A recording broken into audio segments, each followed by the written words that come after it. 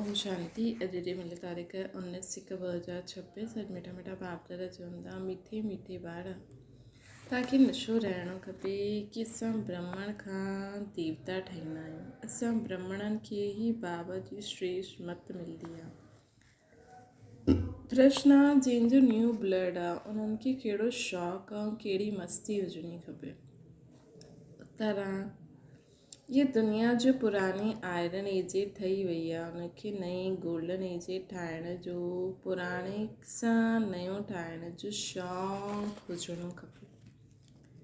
कन्याउनि जो new blood आहे त पंहिंजे हम जीन्स खे उठाइणो खपे। कन्याउनि खे छा करणो खपे? पंहिंजे हम जीन्स खे उठाइणो खपे। नशो क़ाइमु रखणो खपे। भाषण करण में बि ॾाढी मस्ती हुजणी खपे। गीता रात जे राही थकिजो न। ओम शांति। ॿारनि हिन गीत जो अर्थ त सम्झो। हाणे भक्ति मार्ग जी घोर अंधियारी राति पूरी थी। ॿार सम्झंदा आहिनि असांजे मथां हाणे ताज अचण जो आहे। हिते वेठा आहियो एम ऑब्जेक्ट आहे मनुष्य खां देवता ठहिण जी।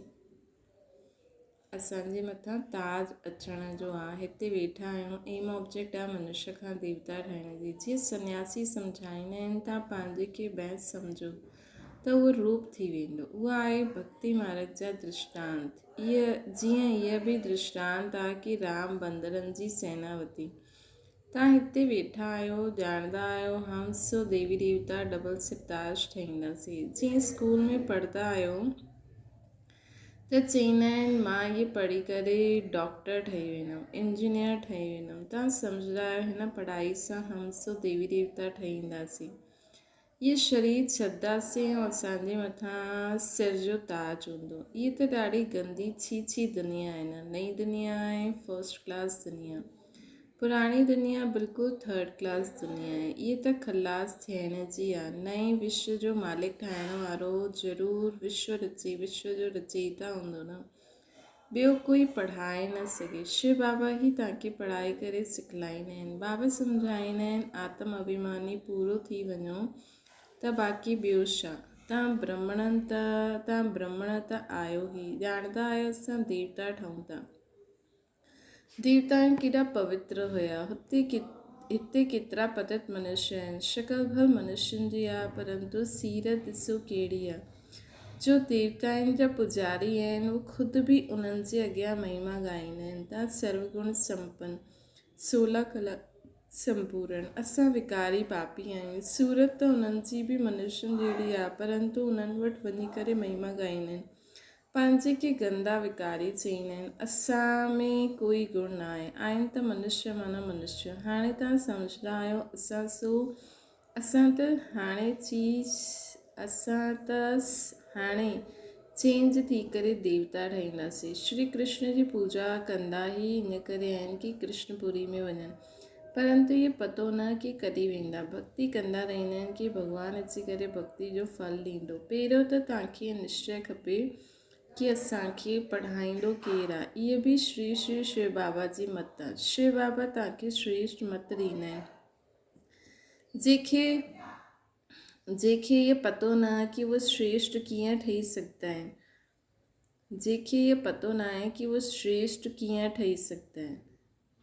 शिव बाबा तव्हांखे श्रीमत ॾियनि था।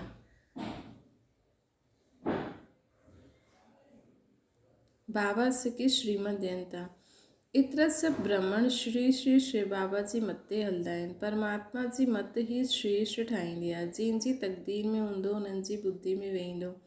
न त कुझु बि सम्झंदा न। जॾहिं सम्झंदा तॾहिं ख़ुशि थी करे मदद करण लॻी वेंदा। कई त ॼाणंदा न आहिनि। उन्हनि खे छा पतो कि इहे केरु आहे। हिन करे बाबा कोई सां मिलंदा न आहिनि। उहे त ॿियो ई पंहिंजी मत पंहिंजी ॻाल्हियूं कंदा रहंदा आहिनि। श्रीमत न ॼाणण जे कारण उन्हनि खे बि पंहिंजी मत ॾियण लॻी वेंदा आहिनि। हाणे बाप ईंदा ई आहिनि तव्हां ॿारनि खे श्रेष्ठ ठाहिण लाइ। ॿार ॼाणंदा आहिनि 5000 वर्ष पहिरियों मुआफ़िक बाबा तव्हां सां अची करे मिलिया। जंहिंखे पतो न आहे ईअं रिस्पॉन्ड ॾेई न सघंदा। ॿार ॼाणंदा आहिनि बाबा सां वरी अची करे मिलनि, जेके पतो न आहे उहो रिस्पॉन्ड न ॾेई सघंदा न कि केतिरो समय बाद वापसि पिया मिलनि। ॿारनि खे पढ़ाई जो ॾाढो नशो रहणो खपे।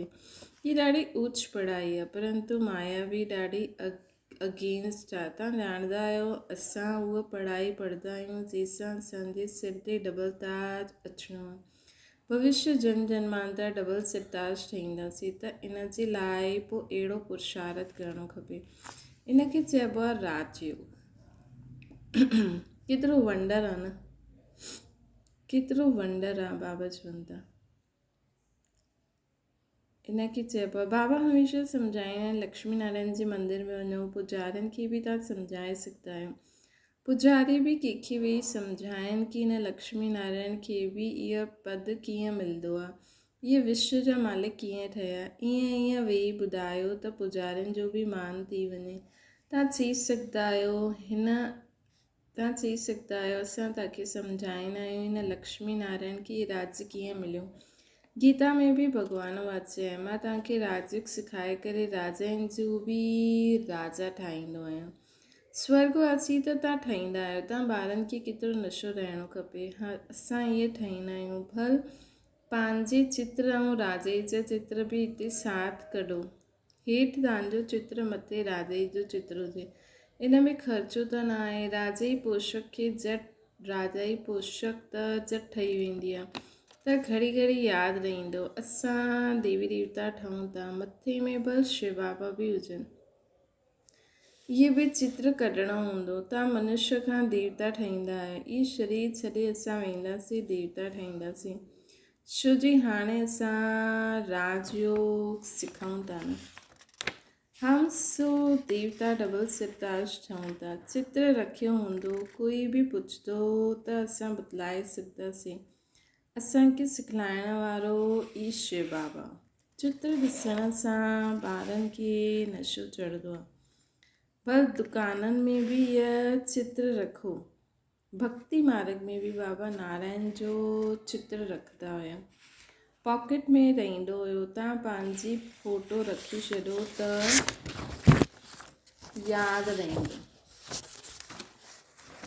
यादि रहंदो कि असां इहे देवी देवता ठहूं था। बाबा खे यादि करण जो उपाय ढूंढणो खपे। बाबा खे भुलिजण सां ई किरंदा आहियूं। विकार में किरंदव त पोइ शर्म ईंदी न। हाणे असां इहे देवता ठही न सघंदासीं, हार्ट फेल थी वेंदव। हाणे असां देवता कीअं ठहींदासीं। बाबा चईंदा आहिनि विकार में किरण वारनि जो फ़ोटो कढी छॾियो। चओ तव्हां स्वर्ग में वञण लाइक़ु न आहियो, तव्हांजे पासपोर्ट कैंसिल। ख़ुदि बि फील कंदा असां किरी आहियूं। हाणे असां स्वर्ग में कीअं वेंदासीं। जीअं नारद जी मिसाल ॾींदा आहिनि, उन्हनि खे चयो तव्हां पंहिंजी शकल त ॾिसो, लक्ष्मी खे वरण वारा आहियो त शकल बंदर जीअं ॾेखारे में ॾिनी, त मनुष्यनि खे बि शर्म ईंदी। असां में त इहे विकार आहिनि। असां श्री नारायण व श्री लक्ष्मी खे कीअं वरदासीं। बाबा युक्तियूं त सभु बतलाईंदा आहिनि, परंतु कोई विश्वास बि रखे न। विकार जो नशो ईंदो आहे त सम्झंदा आहिनि हिन हिसाब सां असां राजाउनि जो राजा डबल स्टार कीअं ठाहींदासीं। पुरुषार्थ त करणो खपे। बाबा सम्झाईंदा रहंदा आहिनि, इहे युक्तियूं रचो ऐं सभिनि खे सम्झाईंदा रहो। इहे राजयोग जी स्थापना थिए थी। असां हाणे विनाश साम्हूं बीठो आहे। दिन प्रतिदिन तूफ़ान ज़ोर थींदो वेंदो। बॉम्ब सादी बि तयारु थियनि था न। तव्हां इहे पढ़ाई पढ़ंदा आहियो भविष्य ऊच पद पाइण लाइ।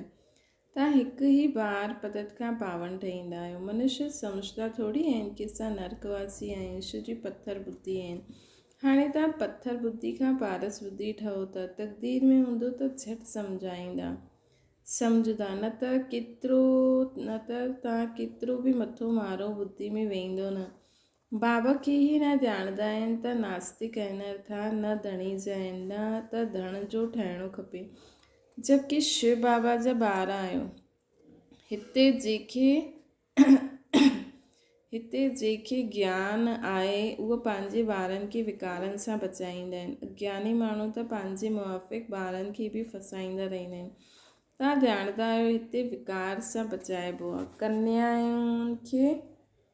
कन्याउनि खे त पहिरों बचाइणो खपे। माउ बाप जीअं कि ॿारनि खे विकार में धको ॾींदा आहिनि। तव्हां ॼाणंदा आहियो हीअ भ्रष्टाचारी दुनिया आहे। श्रेष्टाचारी दुनिया चाहींदा आहिनि। भॻवान वाचे मां जॾहिं ईंदो आहे श्रेष्टाचारी ठहिण लाइ, श्रेष्टाचारी ठाहिण लाइ त सभु भ्रष्टाचारी हूंदा आहिनि। मां सभिनि जो उद्धार कंदो आहियां। गीता में बि लिखियलु आहे न, भॻवान खे ई साधु संत आदि सभिनि जो उद्धार करिणो हूंदो आहे। हिकु ई भॻवान बाप अची करे सभिनि जो उद्धार कंदा आहिनि। हाणे तव्हां वंडर खाईंदा आहियो, मनुष्य केतिरा पत्थर बुद्धि थी विया आहिनि। हाणे तव्हां वंडर खाईंदा आहियो, मनुष्य केतिरा पत्थर बुद्धि थी विया आहिनि। हिन समय अगरि मालूम हुजे वॾनि खे कि गीता जो भॻवानु शिव आहे त पतो न छा थी वञे, हाहाकार मची वञे। परंतु हाणे देरी आहे, न त सभिनि जा हड्डा हिकदमि हिली वेंदा। ॾाढनि जा तख़्त हिलंदा आहिनि। लड़ाई जॾहिं थींदी आहे त पतो पवंदो आहे हिननि जो तख़्त हिलणु लॻी वियो आहे, हाणे किरी पिया। हाणे इहे हिलंदा त हलचल मची वेंदी न। अॻियां हली थियण जो आहे। पतित पावन सर्व जो सदगति दाता ख़ुदि चईंदा आहिनि। बरोबर ब्रह्मा तन सां स्थापना करनि था। सर्व जी सदगति दाता अर्थात उद्धार बाबा ई अची करे कंदा आहिनि, है न। भॻवान वाची पतित दुनिया आहे। इन्हनि सभिनि जो उद्धार मूंखे करिणो आहे। हाणे सभु पतित आहिनि। पतित पोइ कंहिंखे पावन कीअं ठाहींदा? पहिरियों त ख़ुदि पावन ठहनि, पोइ फॉलोअर्स खे ठाहिनि। भाषण करण में ॾाढी मस्ती खपे। कन्याउनि जो न्यू ब्लड आहे। तव्हां पुराणे सां नयो ठाहियो था न। तव्हांजी आत्मा जो पुराणी आयरन एज थी वई आहे, हाणे नई गोल्डन एज ठहींदी। खाद निकिरंदी वेंदी आहे त ॿारनि खे ॾाढो शौक़ु खपे। नशो क़ाइमु रखिणो आहे, पंहिंजे हम जीन्स खे उठाइणो खपे। ॻायल बि आहे न, गुरु माता गुरु कॾहिं थींदी आहे त हाणे तव्हां ॼाणंदा आहियो, जगदम्बा ई पोइ राजराजेश्वरी ठहींदी। पोइ हुते कोई गुरु हूंदो ई न। गुरु जो सिलसिलो हाणे हलंदो आहे। माताउनि ते बाबा अची करे ज्ञान अमृत जो कलश रखंदा आहिनि। बाबा अची करे माताउनि ते ज्ञान अमृत जो कलश रखी। शुरू सां ईअं थींदो आयो आहे। सेंटर्स जे लाइ बि चईंदा आहिनि ब्रह्म कुमारी खपे। बाबा त चईंदा आहिनि आपे ई चलायो। हिमत न आहे छा? चईंदा आहिनि बाबा टीचर खपे। इहे बि ठीकु आहे, मान ॾींदा आहिनि। अॼुकल्ह दुनिया में हिक ॿिए खे मान बि लंगड़ो ॾींदा आहिनि। अॼु प्राइम मिनिस्टर आहे, कल्ह हुनखे उड़ाए ॾींदा आहिनि। स्थाई सुख कंहिंखे मिलंदो ई न आहे। हिन समय तां ॿारनि खे स्थाई राज्य भाग्य मिले थो। तव्हांखे बाबा केतिरे प्रकार सां सम्झाईंदा आहिनि। पंहिंजे खे सदैव हर्षित रखण लाइ ॾाढी सुठी युक्तियूं बदिलाईंदा आहिनि। शुभ भावना रखणी आहे। ओहो, असां ईअं लक्ष्मी नारायण ठहींदासीं। पोइ अगरि कंहिंजी तक़दीर में न त तदबीर छा करे? बाबा तदबीर बि बदिलाईंदा आहिनि। तदबीर व्यर्थ न वेंदी आहे, तदबीर व्यर्थ न वेंदी आहे।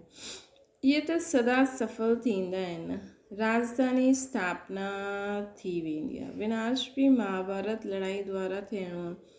अॻियां हली तव्हां ज़ोर भरो त इहे सभु ईंदा। हाणे न सम्झंदा पोइ त उन्हनि खे हाणे न सम्झंदा पोइ त उन्हनि जी राजा ई उड़ी वञे। बाबा चवनि था अॻियां हली तव्हां ज़ोर भरंदव त इहे सभु ईंदा। अगरि हाणे सम्झी वञनि त पोइ उन्हनि जी राजा ई हली वेंदी। केतिरा ढेर गुरु आहिनि। अहिड़ो कोई मनुष्य न जो गुरु जो फॉलोअर न हुजे। हिते तव्हांखे हिकु सतगुरु मिलियो आहे। सतगुरु ॾियण वारो। चित्र ॾाढा वॾा सुठा आहिनि। इहे सदगति अर्थात सुखधाम आहे। इहा मुक्ति धाम आहे। मतिलबु चित्रनि ते असां ईअं सम्झाए सघंदा आहियूं। बुद्धि बि चईंदी आहे असां सभु आत्मायूं निर्वाण धाम में रहंदा आहियूं।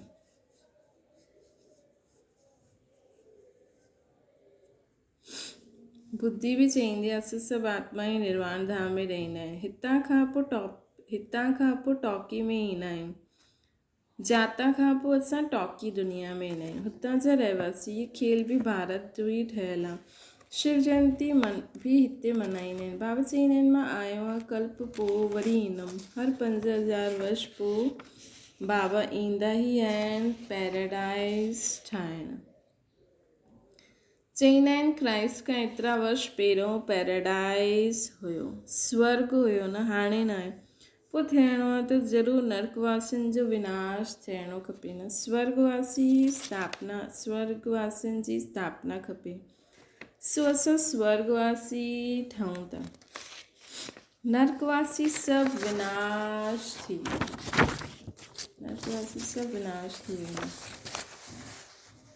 उहो त सम्झंदा आहिनि अजनि एतिरा लाखो वर्ष पिया आहिनि।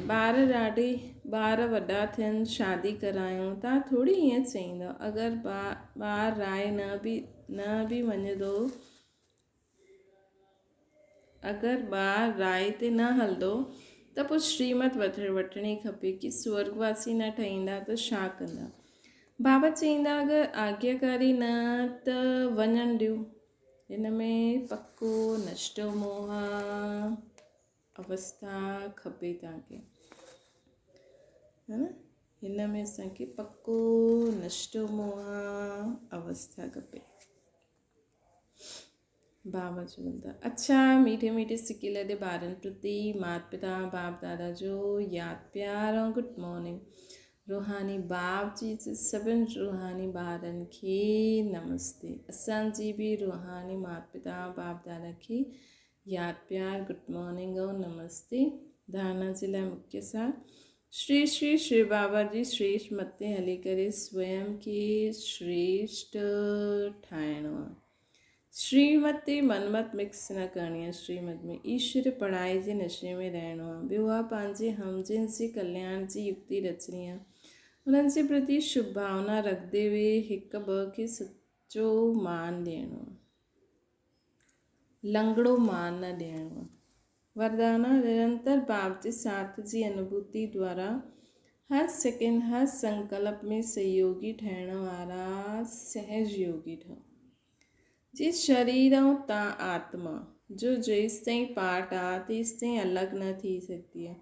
ये बाप जी यादि बुद्धि सां अलॻि न थिए। सदा बाप साथ में हुजे, ॿियो कोई बि स्मृति पंहिंजे तरफ़ आकर्षित न करे। इनखे ई सहज ऐं स्वतः योगी चइबो आहे। ॿियो कोई बि चीज़ असांखे पंहिंजी तरफ़ आकर्षित न करणी खपे।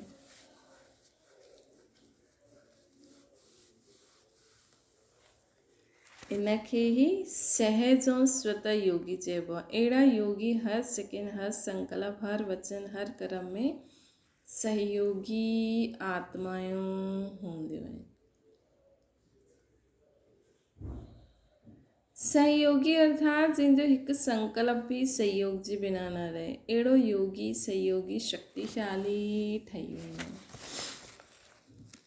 स्लोगन आहे समस्या स्वरूप ठहिण जे बजाय समस्या खे मिटाइण वारा समाधान स्वरूप ठहो। कॾहिं बि जीवन में समस्या स्वरूप न ठहिजो, समाधान स्वरूप ठहिजो। अव्यक्त इशारो पंहिंजी स्थूल सूक्ष्म बंधननि जी लिस्ट साम्हूं रखो। लक्ष्य रखो मूंखे बंधन मुक्त ठहिणो ई आहे, हाणे न त कॾहिं न। सदा इहा पाठ पक्को करो।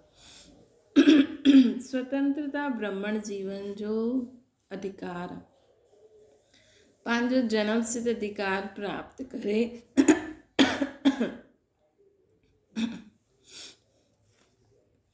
पंहिंजे जन्म सिद्ध अधिकार प्राप्त करे जीवन मुक्त स्थिति जो अनुभव करो। पंहिंजो जन्म सिद्ध अधिकार प्राप्त करे जीवन मुक्त स्थिति जो अनुभव करो। हाणे पंहिंजे खे गृहस्थी सम्झंदा आहियो तॾहिं गृहस्थी जे जाल में फसंदा आहियो। गृहस्थी ठहिण माना ई फसणु, ट्रस्टी ठहिण माना ई मुक्त, सभु ॻाल्हियुनि सां मुक्त।